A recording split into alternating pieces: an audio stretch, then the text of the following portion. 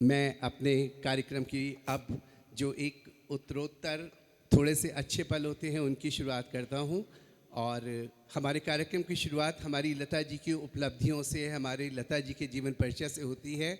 और उसके लिए हमारे पास एक ही नाम हमेशा रहता है, हमारे प्रिय अनुज सुकुमार डॉक्टर उपेंद्र नाथ मिश्रा। मैं उनका आह्वान करूंगा कि वो आएँ और हमारी लता जी जैसी दिव्य विभूति के बारे में कुछ बताएंगे सब लोगों को। उसके बाद हमारी संगीत निशा, हमारी काव्यांजलि, हमारी गीतांजलि प्रारंभ होगी। डॉक्टर उपेंद्र नाथ मिश्रा, जोरदार तालियां उनके लिए।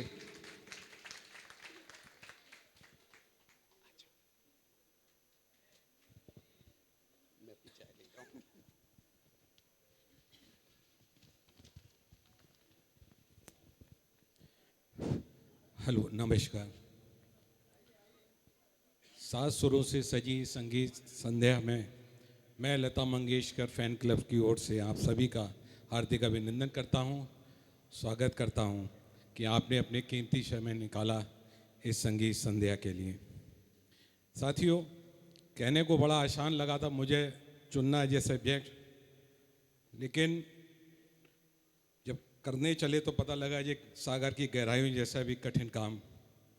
मैं क्या प्रकाश डालूं उस शख्सियत, उस व्यक्तित्व की आवाज़ पर जिसकी आवाज़ है मंदिर की तरन्नुम जैसी, जिसकी आवाज़ है मस्जिद की तबस्सुम जैसी, जिसकी आवाज़ से गिरजा को सदा आती है, जिसकी आवाज़ से शब्दों को दुआ आती है, जिसकी आवाज़ से लोरी में शहद घुलता है, जिसकी आवाज़ से लोरी में शहद घुलता है, जिसकी आवाज़ से सरगम को जहाँ मिलता है, जिसकी आवाज़ से सरगम को जहाँ मिलता है, जिसकी आवाज़ से जीवन ने चहकना सीखा, जिसकी आवाज़ से दिलों ने धड़कना सीखा, जिसकी आवाज़ से चाहत को वफ़ाएं आईं, हुस्न को नाज और हसीनाओं को अदाएं आईं, जिसकी आवाज़ ने नगमों को, गीतों को, गज़लों को, शायरी को अमर कर डाला। हम जिस आवाज़ के साए में रहते हैं उसी को खुशबू का, नूर का पता कहते हैं। सारी दुनिया में लोग उसको लता कहते हैं। हाँ साथियों, पद्म भूषण, पद्म विभूषण, भारत रत्न, स्वर कोकिला, राष्ट्र की बेटी, स्वर सामग्री, हमारी सबकी चहेती सुश्री लता मंगेशकर जी का जन्म 28 सितंबर 1929 को पंडित दीनानाथ मंगेशकर व श्रीवंती मंगेशकर जी के घर इंदौर में हुआ था। यूँ तो उनके पिता नहीं चाहते थे कि ये हमारी बेटी प्लेबैक सिंगर बने, फिल्मी दुनिया में जाए। वो उसको थोड़ा सा अभिनय की ओर अग्रसर किया। भावबंधन एक नाटक दीनानाथ जी ने रचित किया था, उसके एक किरदार से प्रेरणा लेकर उनको हेमा जी का नाम ही लता कर डाला। मंगला गौर, मुझे बल, गज भाऊ, बड़ी माँ, जीवन यात्रा जैसे फिल्मों में छोटी छोटी अभिनीत भूमिकाएं निभाईं, लेकिन जैसा प्रकृति को, कुदरत को मंजूर था, उनको सफलता नहीं मिली। फिर उस्ताद, उनके मेंटर गुलाम हैदर साहब संपर्क में आए और लता जी की आवाज़ को सुन के, जैसे कहा जाता है कि हीरे की परख जौहरी होती है, तो उस्ताद गुलाम हैदर साहब ने उस आवाज़ को परखा और वो उसी दिन समझ गए थे कि ये बहुत बड़ा फिल्म जगत में सितारा बनने को बेताब है ये बेटी। लेकिन हम अगर इतिहास उठा के देखें तो जितने पुरुष महापुरुष हुए हैं उनका जीवन इतना आसान नहीं है। शुरुआत में सबको बड़ी बड़ी मुसीबतों का सामना करना पड़ता है। तो अगर लता जी का बचपन यात्रा में देखें तो बचपन से ही उन्होंने कठिनाइयाँ सही। जब उस्ताद गुलाम हैदर साहब उनको लेके एस मुखर्जी के पास गए कि इसको सिंगिंग का मौका दें, तो लता जी के जीवन से अगर हम लोग देखें तो 4-5 चीज़ें देखने को मिलती हैं। सबसे पहला है रिजेक्शन। जब वो लेके गए, आवाज़ सुनी तो सबसे पहला कमेंट आया, तुम्हारी तो आवाज़ ही बहुत पतली है, इससे तो काम नहीं चलेगा, इतनी पतली आवाज़ में गाओगी तो कुछ नहीं कर पाओगी। वो 13-14 साल की बेटी, कोमल हृदय, कोमल वन, आप समझ सकते हैं क्या गुजरी होगी।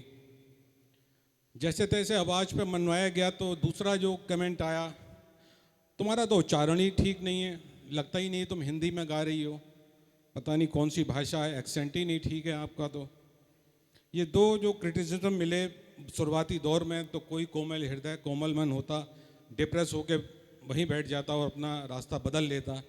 लेकिन जैसा महान लोग हैं, महान हम लोग कहने में आसान टर्म यूज़ कर देते हैं महान, लेकिन महान कोई ऐसे नहीं बनता। लता जी का जीवन परिचय पढ़ें तो आपको पता चलेगा महान किसे कहा जाता है।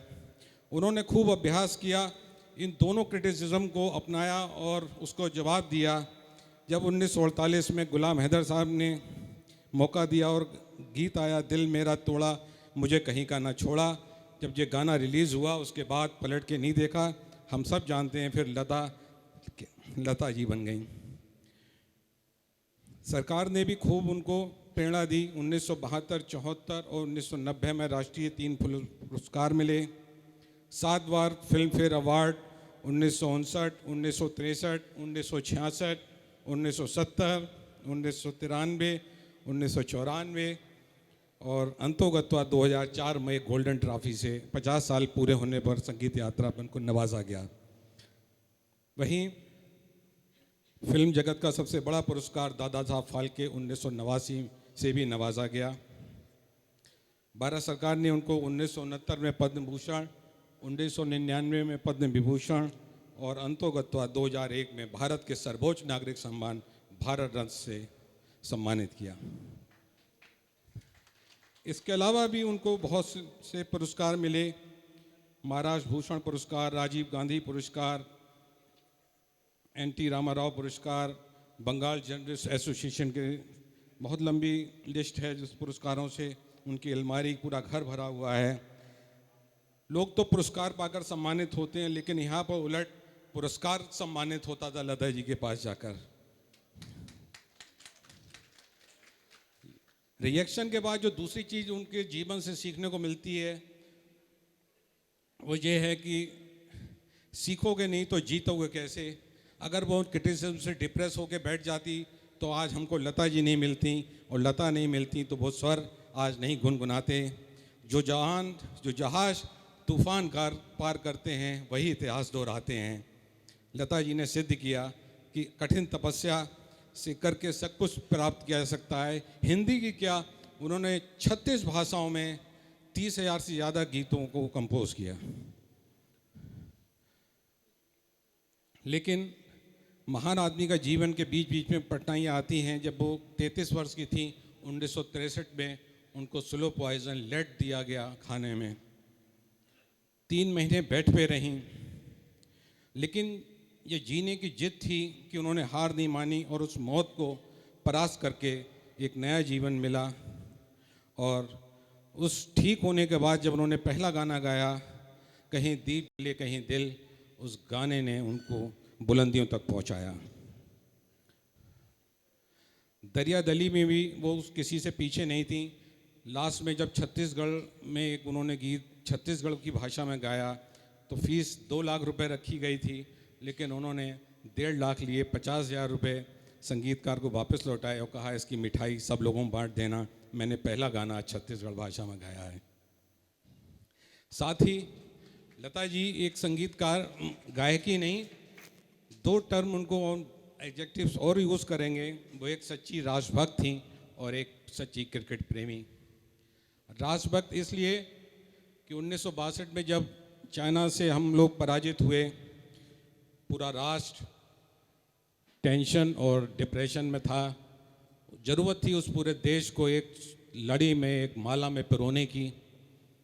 तब कुछ कहीं से रोशनी नहीं मिली। प्रदीप जी ने गीत लिखा था, ए मेरे वतन के लोगों जरा आँख में भर लो पानी।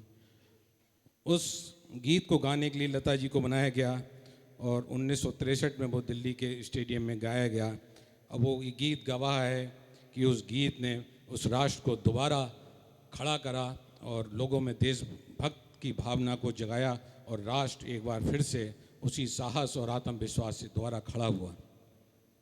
साथ ही लता जी एक क्रिकेट प्रेमी भी थीं। 1983 में जब भारत ने पहली बार वर्ल्ड कप जीता तो बीसीसीआई के पास पैसे नहीं थे, फंड नहीं था, और जब उनके पता था कि लता जी को भी इस क्रिकेट का शौक़ है तो कमेटी के लोग उनके पास गए। फिर लता जी ने अपने खर्चे से एक कंसर्ट आयोजन किया और उससे 20 लाख रुपए उस समय आमदनी हुई थी और वो 1-1 लाख रुपए सारे मेंबर्स में बांट दिया गया। लता जी ने एक पैसा भी उससे नहीं लिया और क्रिकेट का प्रेम ये दर्शाता है कि उन्होंने सारी रकम उन बच्चों क्रिकेट खिलाड़ियों में बांट दी।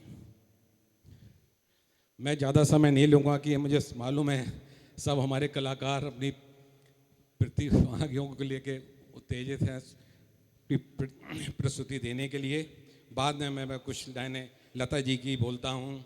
उन्होंने कहा था, कल भी सूरज निकलेगा, कल भी पंछी गाएंगे, सब तुमको दिखाई देंगे पर हम नज़र ना आएंगे।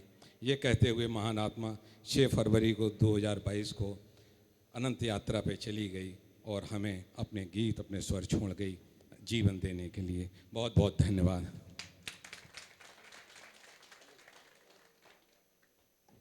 धन्यवाद डॉक्टर उपेंद्र नाथ जी।